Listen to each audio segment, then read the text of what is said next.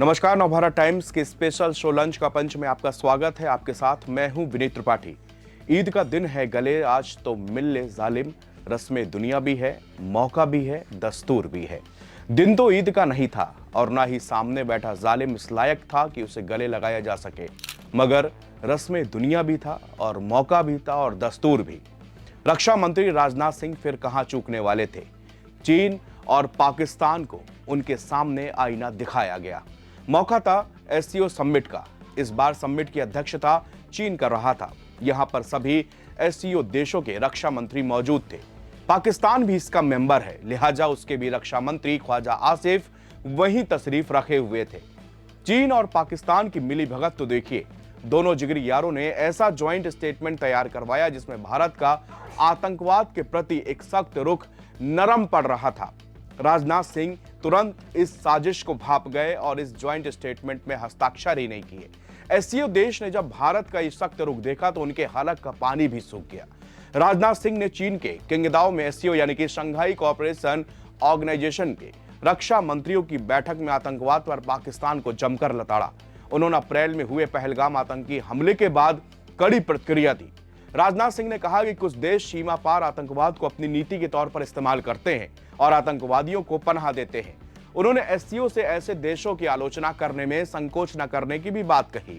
उन्होंने आतंकवाद को मानवता के लिए खतरा बताया और एससीओ सदस्यों से एकजुट होकर इसका मुकाबला करने का आह्वान किया। इसके साथ ही उन्होंने क्षेत्र में शांति और स्थिरता के लिए एससीओ सदस्यों के बीच एकता पर जोर दिया। जब राजनाथ सिंह ये भाषण दे रहे थे उस वक्त पाकिस्तान के रक्षा मंत्री ख्वाजा आसिफ वहीं बैठे थे। वो बार बार बगले झांक रहे थे। अब भाई, चोर के सामने उनकी चोरी कोई खोलेगा तो अगला क्या करेगा, कोई ऑप्शन नहीं बचता। लेकिन चीन को बड़ा बुरा लग रहा था क्योंकि उसके सामने उसके दोस्त की बेइज्जती हो रही थी। फिर भी इन दोनों ने साजिशन उस एससीओ समिट का ज्वाइंट स्टेटमेंट अपने मन का बनवाया।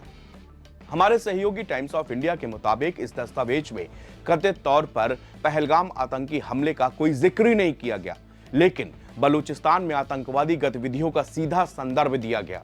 पाकिस्तान ने बार बार भारत पर बलूचिस्तान स्वतंत्रता आंदोलन का समर्थन करने का आरोप लगाया।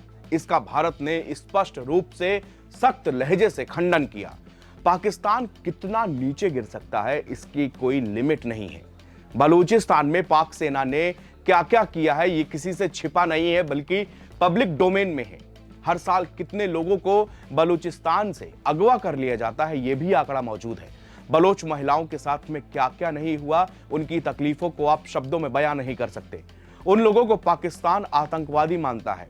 वहां के रेयर अर्थ मिनरल से पाकिस्तान को 2 वक्त की रोटी नसीब होती है, मगर उनको मारा जाता है। और जब वो अपने वजूद की जंग लड़ रहे हैं तो उसमें भारत का हाथ बताया जा रहा है। जम्मू कश्मीर के पहलगाम में पाक परस्त आतंकियों ने निर्दोष निहत्थे लोगों को मारा। बदला स्वाभाविक था। पाकिस्तान को उसकी हैसियत बताने का वक्त था। देश गुस्से में था, हर शख्स गुस्से में और गम से भरा था। हिंदुस्तानियों का गुस्सा भारत सरकार महसूस कर पा रही थी। फिर क्या था, ऑपरेशन सिंदूर करके पाकिस्तान में बैठे आतंकी आकाओं को निपटा दिया गया। भारतीय सेना के पराक्रम और विजयी गाथा से न केवल भारत बल्कि पूरा विश्व गूंज गया। ऑपरेशन सिंदूर के दौरान चीन और तुर्की ने पाकिस्तान की मदद की, जबकि भारत का प्रतिकार पाकिस्तान के खिलाफ नहीं बल्कि आतंकवाद के खिलाफ था। लेकिन पाकिस्तान को इतना दर्द पहुंचा कि उसने पलटवार करने की भी हिमाकत कर डाली। राजनाथ सिंह ने बिल्कुल साफ शब्दों में कहा कि आतंकवाद के किसी भी कृत्य को आपराधिक और अनुचित ठहराया जाना चाहिए, चाहे उनका मकसद कुछ भी हो, वो कोई भी हो, कहीं के भी हो, किसी के द्वारा किए गए हों। एससीओ सदस्यों को इस बुराई को स्पष्ट रूप से इनकी निंदा करनी चाहिए। राजनाथ सिंह ने यह भी कहा कि हम आतंकवाद के निंदनीय कृत्यों को आपराधिक आयोजकों, फाइनेंसरों और इसको आतंक के प्रायोजकों, जिनमें सीमा पार आतंकवाद भी शामिल है, उनको जवाबदेह ठहराने और उन्हें न्याय के कटघरे में लाने की आवश्यकता को भी दोहराते हैं। राजनाथ सिंह ने एससीओ सदस्यों से एकजुट होकर आतंकवाद का मुकाबला करने के लिए कहा। उन्होंने कहा कि आतंकवाद और हथियारों के प्रसार से शांति और समृद्धि एक साथ दोनों नहीं चल सकते। उन्होंने कहा इन चुनौतियों के निपटने के लिए एक निर्णायक कार्रवाई की जरूरत है। राजनाथ सिंह ने कहा कि मेरा मानना है कि हमारे क्षेत्र में हम जिन सबसे बड़ी चुनौतियों का सामना कर रहे हैं वो शांति, सुरक्षा और विश्वास की कमी से संबंधित है। इन समस्याओं का मूल बढ़ता हुआ कट्टरवाद, उग्रवाद और आतंकवाद है। शांति और समृद्धि आतंकवाद और गैर राज्य अभिनेताओं और आतंकी समूहों के इन हाथों में सामूहिक विनाश के हथियारों के प्रसार के साथ साथ सह अस्तित्व में नहीं रह सकती। इन चुनौतियों से निपटने के लिए निर्णायक कार्रवाई की आवश्यकता है और हमें अपनी सामूहिक सुरक्षा और संरक्षा के लिए इन बुराइयों के खिलाफ लड़ाई में एकजुट होना पड़ेगा।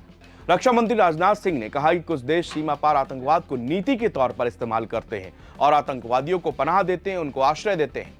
ऐसे दोहरे मापदंडों के लिए कोई जगह नहीं होनी चाहिए। एससीओ को ऐसे देशों की आलोचना करने में हिचकिचाना नहीं चाहिए। उन्होंने कहा कि हम जिस दुनिया में रहते हैं वो एक बड़े बदलाव से गुजर रही है। वैश्वीकरण जो कभी हमें करीब लाया था वो गति खोता जा रहा है। दरअसल चीन 2025 में एससीओ की अध्यक्षता कर रहा है। पाकिस्तान ने दस्तावेज में आतंकवाद पर सख्त भाषा को हल्का करने का प्रयास किया।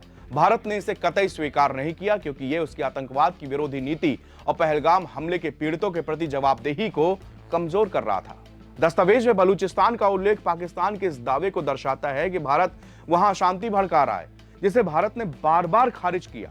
भारत ने पहलगाम हमले का जिक्र एससीओ दस्तावेज में न होने पर आपत्ति जताई, जिसे लश्कर-ए-तैयबा की शाखा द रेजिस्टेंस फ्रंट ने अंजाम दिया था। संयुक्त बयान पर हस्ताक्षर न करके भारत ने आतंकवाद के खिलाफ अपनी अटल नीति को रेखांकित किया, खासकर पाकिस्तान द्वारा प्रायोजित आतंकवाद के खिलाफ। दस्तावेज में बलूचिस्तान का उल्लेख भारत ने वहीं पर नकारा, खारिज किया।